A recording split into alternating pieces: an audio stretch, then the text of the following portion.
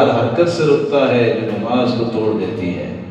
اور حج کا معنی بھی اس کے اندر موجود ہے، ارادہ اور قصد کرنا، اللہ کی رضا کی قصد کریں تو نماز ہوتی ہے۔ بلکہ غور کیا جائے کتنے ایسے لوگ ہیں جن پہ حج فرض نہیں ہے، حج ساقط ہو گئے۔ کتنے غریب ہیں جن پہ زکوٰۃ فرض نہیں ہے، زکوٰۃ ساقط ہو گئی۔ کتنے ایسے بوڑھے اور بیمار ہیں جو روزہ رکھ نہیں سکتے، ان کے حق میں روزہ بھی ساقط ہو گیا، باقی کیا رہ گیا؟ نماز۔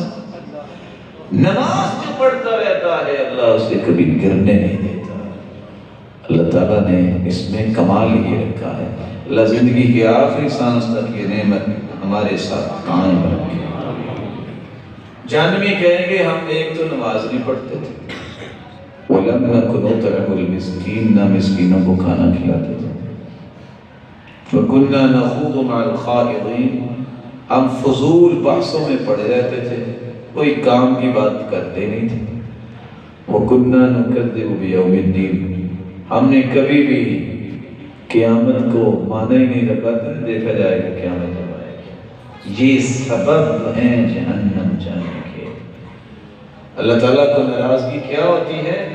ان اعمال میں سے ایک عمل یہ ہے کہ انسان جھوٹی قسم اٹھائے، نہ جانے اپنی رپورٹ سچی ہے کہ سچی نہیں ہے، بیان کرنے والے نے بیان کر دی کہ اس وقت وطن عزیز میں عدالتوں کے اندر روزانہ کوئی 11 کے کتنے ملین لوگ جو ہیں پورے پاکستان میں ایسے ہیں جو بیچارے عدالتوں میں ہوتے ہیں۔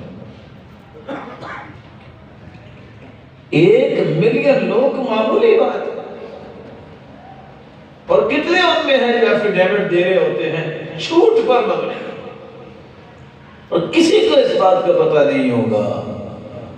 اللہ کے رسول نے فرمایا تھا جھوٹی قسم اٹھانا تدع الدیار بلاقع، اللہ اس کے گھر کا بیڑا غرق کر دیتا۔ اور سنن النسائی کی روایت ہے من اقتطع حق امرئ مسلم بیمینہ، جو شخص قسم اٹھا کے کسی کا مال ہتھیا لیتا ہے فقد اوجب اللہ له النار وحرم علیہ الجنہ، اس پہ جہنم واجب ہے اور جنت حرام ہے۔ ایک آدمی بول کے کہتا ہے وَإِن كَانَ شَيْئًا يَسِيرًا، یا رسول اللہ، اللہ کی کوئی چھوٹی سی چیز بھی ایسے قسم اٹھا کے لے لے تب بھی؟ سنن النسائی کی روایت ہے 5419، اللہ کے رسول نے فرمایا وَإِن كَانَ قَضِيبًا مِنْ عَرَاقٍ، پیلو کے درخت کی اگر کوئی چھڑی جو ہے نا چھڑی، اس پہ بھی جھوٹی قسم اٹھا کے لے لے تو یہ چھڑی بھی اس کو ادھر ہی لے کے جائے گی۔ اللہ عز و جلال ہمیں محفوظ فرمائے۔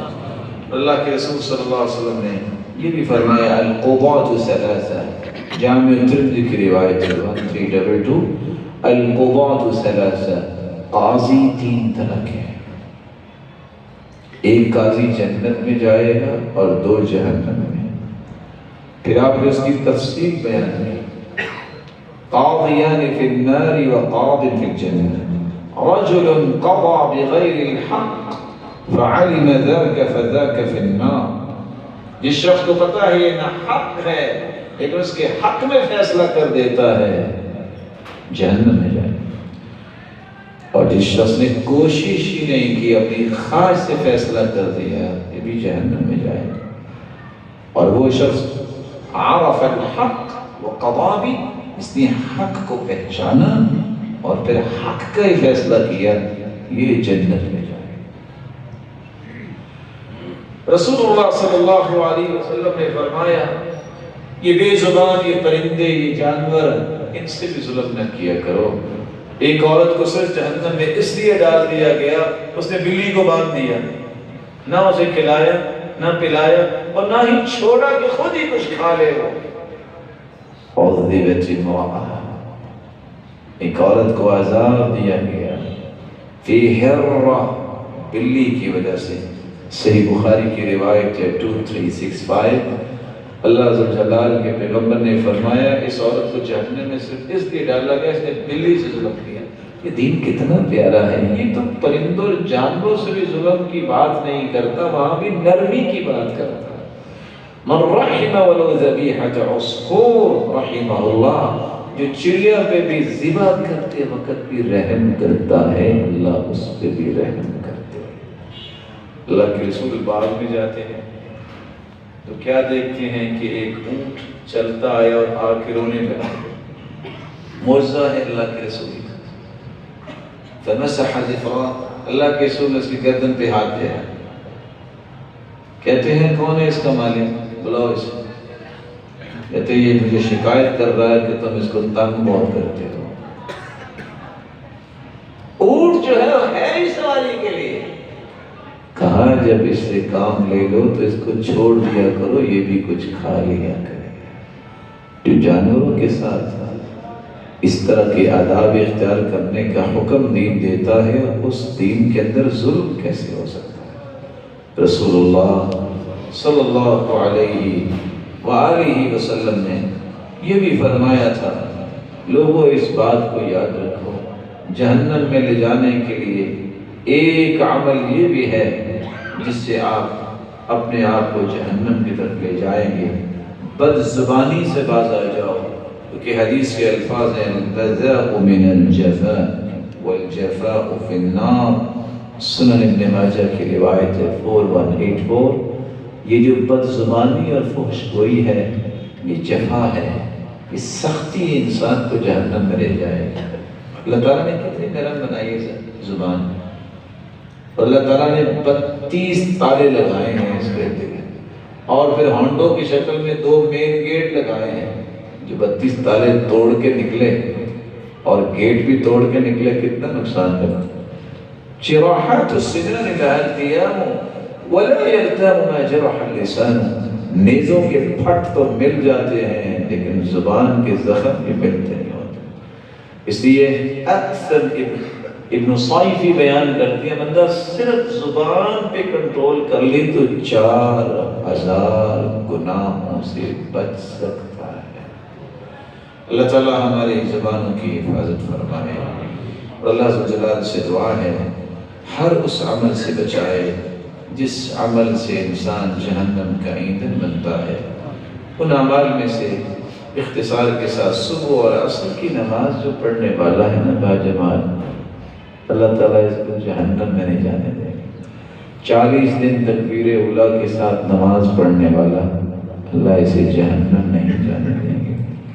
رسول اللہ صلی اللہ علیہ وسلم نے فرمایا کہ 4 رکعتیں اگر ظہر سے پہلے اور 4 رکعتیں ظہر کے بعد پڑھ لے، اللہ اس انسان کو آگ پہ حرام قرار دے دے۔ جس کا اخلاق اچھا ہو، جو نرم مزاج ہو، اس کو بھی اللہ آگ پہ حرام قرار دے دیتے ہیں، اور جس کی آنکھوں سے آنسو نکل آئیں اللہ کے خوف سے، یہ آنکھ آگ میں نہیں جائے گی۔ جو اللہ کا محبوب بن جائے، اللہ عز و جلال اپنے محبوب کو کبھی بھی جہنم کے حوالے نہیں کریں گے۔ واللہ لا یلقی حبیبہ فی النار۔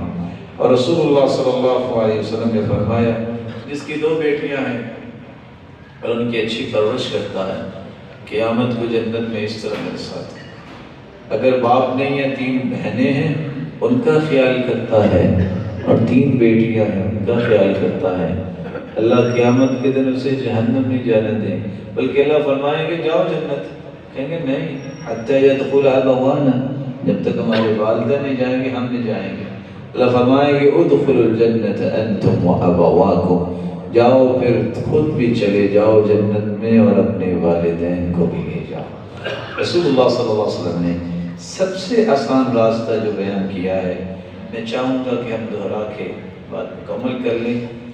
من سأل اللہ الجنت 3 مرات، جو شخص 3 مرتبہ اللہ جلال سے جنت کا سوال کرتا ہے، صحیح الجامع کی روایت ہے 6275، 3 مرتبہ اللہ سے سوال کرتا ہے، کیا کہتا ہے؟ اللہم انی اسألک الجنہ، اللہم انی اسألک الجنہ، اللہم انی اسألک الجنہ۔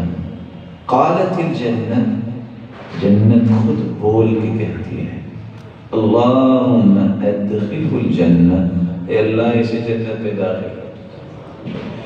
ومن استجار من النار 3 مرات، اور جو 3 مرتبہ اللہ کی جہنم سے پناہ مانگتا ہے کیا کہتا ہے؟ اللہم اجرنی من النار، اللہم اجرنی من النار، اللہم اجرنی من النار۔ قالت النار، جہنم خود بول کے کہتی ہے اللہم اجرہ من النار، اے اللہ اس کو جہنم سے محفوظ کر۔